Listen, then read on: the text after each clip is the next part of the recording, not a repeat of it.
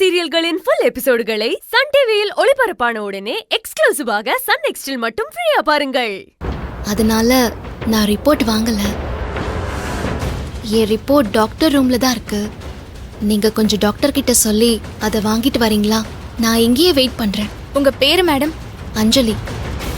சரி, நீங்க உட்காருங்க, நான் வாங்கிட்டு வரேன். சரி.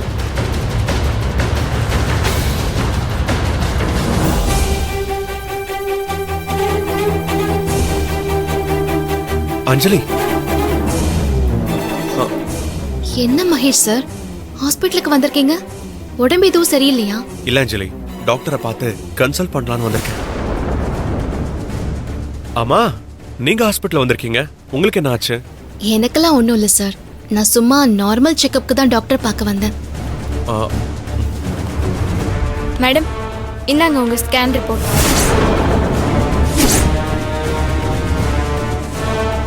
டாக்டர் உள்ள பிஸியா இருக்காங்க. உங்களை கரெக்ட் டைம்க்கு டேப்லெட் சாப்பிட சொன்னாங்க.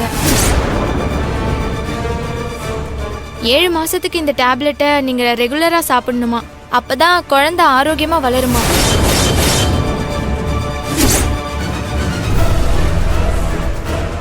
அப்புறம் வயித்துல இருக்கிற உங்க குழந்தை நல்ல வளர்ச்சியா ஆரோக்கியமா இருக்கான். அதையும் உங்ககிட்ட சொல்ல சொன்னாங்க.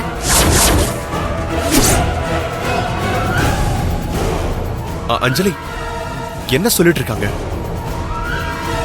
உங்க வயித்துல குழந்தை இருக்கா? அப்ப நீங்க கன்சீவா இருக்கீங்களா? ஐயோ சார், அதெல்லாம் இல்ல சார். நீங்க அந்த ரிப்போர்ட் கொடுங்க.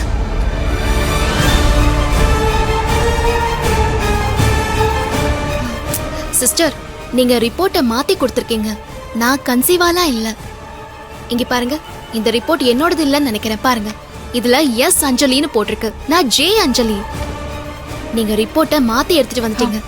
Sorry madam. சரி, நீங்க டாக்டர் கிட்ட போய் என்னோட ரிப்போர்ட்டை வாங்கிட்டு வாங்க. Okay madam. மாத்தி எடுத்துட்டு வந்துட்டாங்க. அஞ்சலி, ஒரு நிமிஷம், எனக்கு பக்குன்னு ஆயிருச்சுங்க.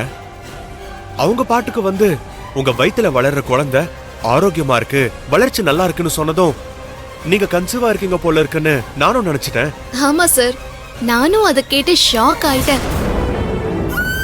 எந்த சம்பந்தமும் இல்லாம என்கிட்ட வந்து நேரத்துக்கு டேப்லெட் சாப்பிடுங்க குழந்தைன்னு சொன்னதும் கன்ஃபியூஸ் ஆயிட்டேன் சார். நானும் அதுக்குள்ள என்னடா அஞ்சலி கன்சீவா இருக்கிற விஷயத்த நம்ம கிட்ட மறைச்சிட்டாங்கன்னு என்னென்னமோ யோசிக்க ஆரம்பிச்சிட்டேங்க. அதெல்லாம் ஒண்ணும் இல்ல சார். ஆமா, நீங்க எந்த டாக்டரை பார்க்க வந்திருக்கீங்க? இங்க சைக்காலஜி ஸ்பெஷலிஸ்ட்னு ஒருத்தர் இருக்காருல்ல, அவரை பார்க்க தான் வந்திருக்கேன். சரி, வாங்க போய் பார்க்கலாம் சார். அவங்க உங்க ரிப்போர்ட் இன்னும் கொண்டு வரலையே. அது வரட்டும் சார், அப்புறமா பாத்துக்கலாம். நீங்க வாங்க சார், பார்க்கலாம். வாங்க சார், வாங்க.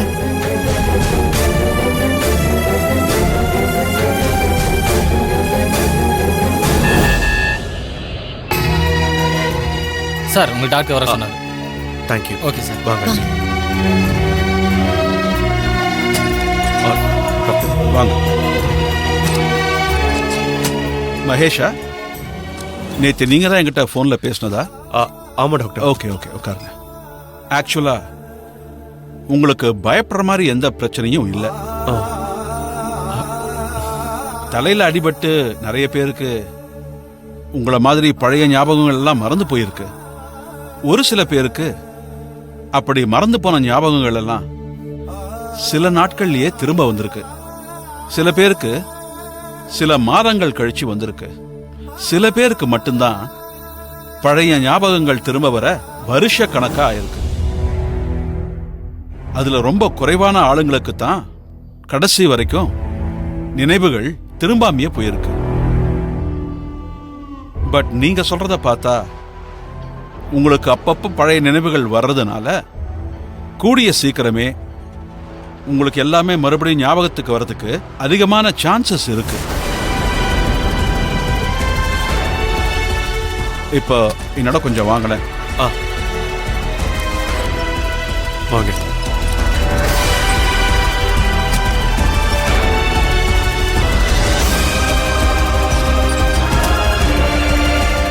வாங்க சார், அப்படியே படுத்துக்குங்க. ரிலாக்ஸ்டா இருங்க.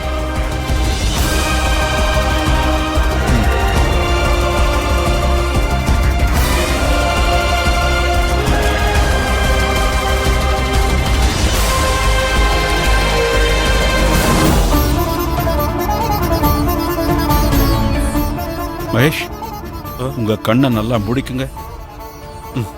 இப்ப நீங்க ஆழ்ந்த நித்திரைக்கு போயிட்டீங்க. Deep sleep.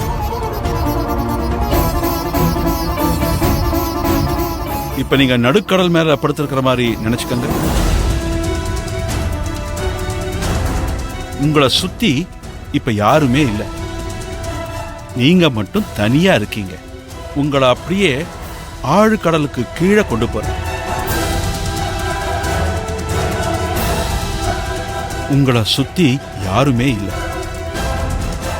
இப்ப நீங்க ஆழ்ந்த நித்திரையில இருக்கீங்க. இப்ப உங்களுக்கு மனசுக்குள்ள நெருக்கமானவங்க, உங்களுக்கு ரொம்ப பிடிச்சவங்கன்னு யாராவது இருப்பாங்கல்ல, அவங்கள உங்க ஞாபகத்துக்கு கொண்டு வந்து அவங்க பேரை சொல்லுங்க.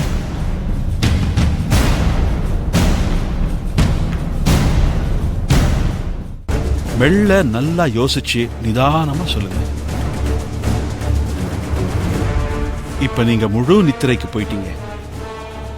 உங்களுக்கு பிடிச்சவங்க இப்ப ஞாபகத்துக்கு வந்துட்டாங்களா?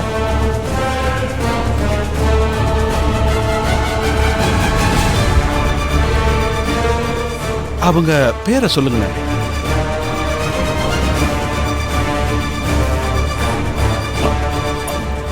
அஞ்சலி.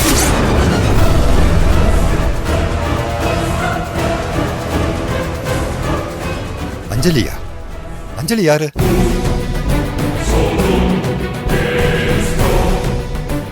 அஞ்சலின்னு சொல்றீங்க, அந்த அஞ்சலி யாரு? என் உயிர்.